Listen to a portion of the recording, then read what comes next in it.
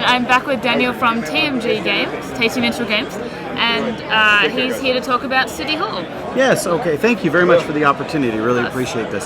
City Hall is one of our recent big box releases by Michael Keller, and this is a game where you are trying to become the next mayor of New York City, one of the hardest jobs in the country, in my opinion, but also where I grew up and love.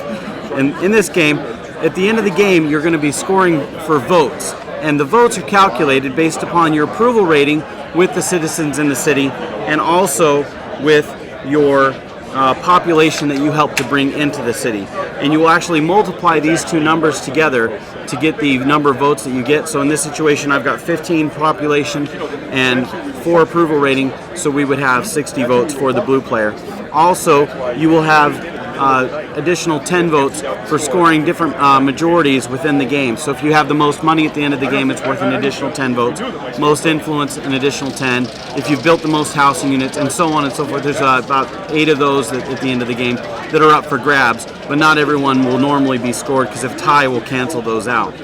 A game is played in a action or role selection mechanic, where each turn a player is going to select an action, and then all the different players will have an opportunity to exert their influence in order to take that action from you. So if the blue player were to go and want to get more money in the game, then they would go to the tax assessor. And then maybe the orange player would like to get money instead. So they could say, you know what, I am going to exert 2 influence to be able to take that action. The black player may not want money, and so they might just pass and say, you know what, go ahead. Now, if the blue player would like to take the action, they either need to pay 2 influence of their own, because orange just set that cost, and then they can take the action, or instead they can choose to accept the 2 influence from the orange player and let the orange player take their action, and then that would be blue's turn. Later, the orange player then might come over here to the campaign manager wanting to gain approval, and then again, now the black player might jump in and say, you know, I want to exert 3 influence to be able to take that action. The blue player also might want to exert some influence, and they might say, I also will exert 3 influence.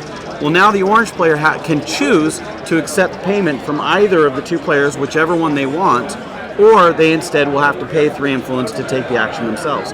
So sometimes you're going to want to be taking actions that you know other players would like to take, so that you can be paid an influence for later on in the game. And other times you're going to want to exert a lot of influence so that you can take all the key actions that you need in order to develop the city, which is necessary for building the population, or in order to gain the buildings that you need to help hurt other people by building factories next to their housing units, which will devalue the value of their property.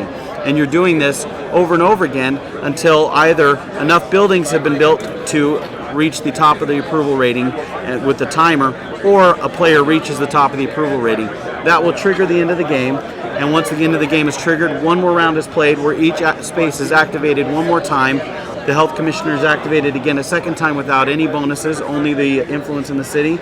Once that's done, you tally up the scores, look at the votes, and whoever's got the most votes is the winner. It's a 2 to 4 player game. It plays in about 90 minutes. It's regular retails for $60, and that's City Hall. Excellent. And what kind of age range, or light, medium, or heavy gamers? This is probably a medium game, and I probably would be okay playing this with a 12-year-old, 10-year-old. My 9-year-old would get it and beat my 12-year-old, but I would not normally recommend this for anybody maybe 12 and up. Yeah. Okay. Excellent. Thank you very much. Thank you so much.